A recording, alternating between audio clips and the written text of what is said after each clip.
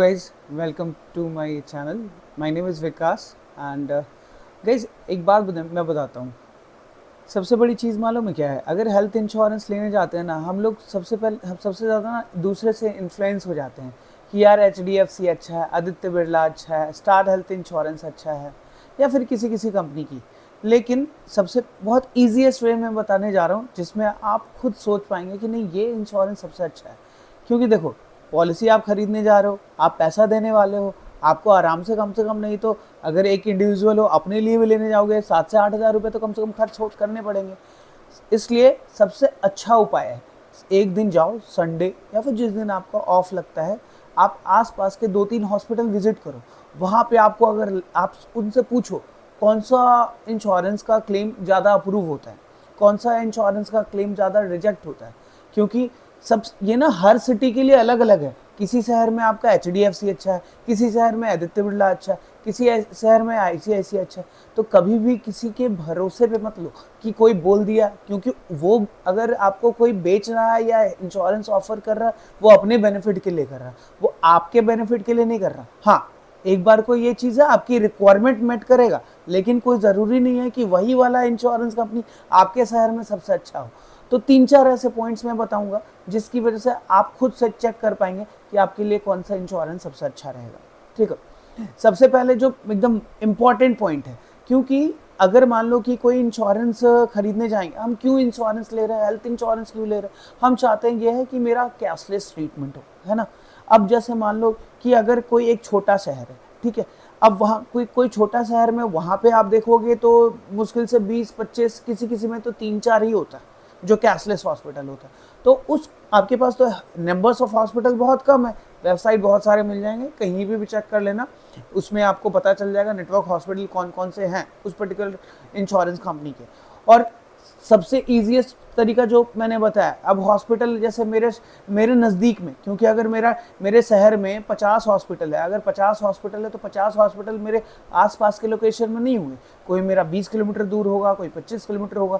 तो मुझे देखना है कि मेरे 5 किलोमीटर के रेडियस में कौन सा हॉस्पिटल है, और उन 5 किलोमीटर के रेडियस में जो हॉस्पिटल्स, उनको देखेंगे कि जो मेरे नियर बाई में कैशलेस दिलवाता हूँ। अब कैशलेस में भी कौन सी कंपनी का वो लोग रखे हैं, TPA। ठीक है, TPA क्या होता है? Third party assistant.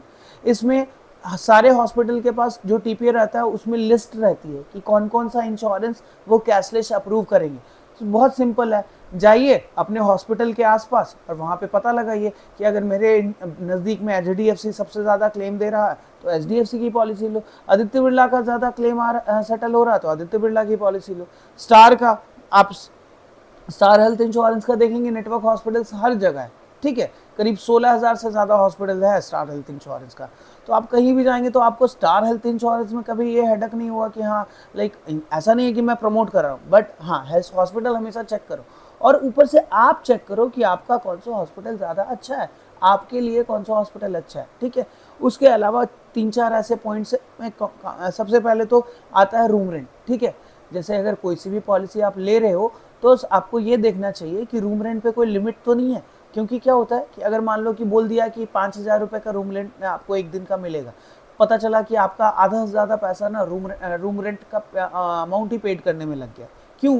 क्योंकि अगर मान लो 5,000 रुपये का एक दिन का रूम रेंट आ रहा है, ऐसा नहीं है, रूम रेंट एक एक दिन का बहुत सारा हॉस्पिटल का 70-80 हज़ार रुपये का आता है। ठीक है, आप हॉस्पिटल जाओगे तो पता चलेगा, एक बार चेक कर लो, ये हमारे लिए इन्फॉर्मेशन वाली बात है, इन्फॉर्मेशन रहेगा सब कुछ समझ में आएगा। ठीक है, अब रूम रेंट आपको वो लेना चाहिए जहाँ पे किसी तरह का कोई लिमिटेशन नहीं हो। दूसरा कि आपको ऐसी पॉलिसी लेनी चाहिए जिसमें आपका सम इंश्योर्ड बढ़ता रहे। जैसे अगर मान लो कि अभी 10 लाख से स्टार्ट किया है, तो अभी जो आपकी उम्र है और अभी जो एक्सपेंस है, जो इन्फ्लेशन है, उसके अकॉर्डिंग ऐसा नहीं है वो ज़िंदगी भर वही रहेगा।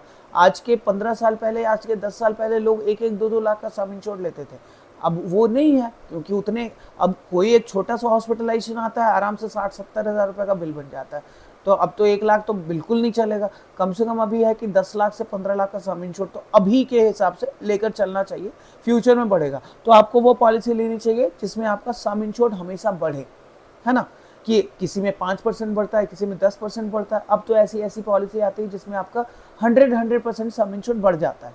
ठीक है, नेक्स्ट पॉइंट है, जो तीसरा पॉइंट है कि आप जो पॉलिसी ले रहे हो इसमें कोई को पेमेंट नहीं होना चाहिए। को पेमेंट क्या होता है कि मेरा जितना भी क्लेम आएगा वो पूरा का पूरा अमाउंट कंपनी पेड करेगी, ठीक है।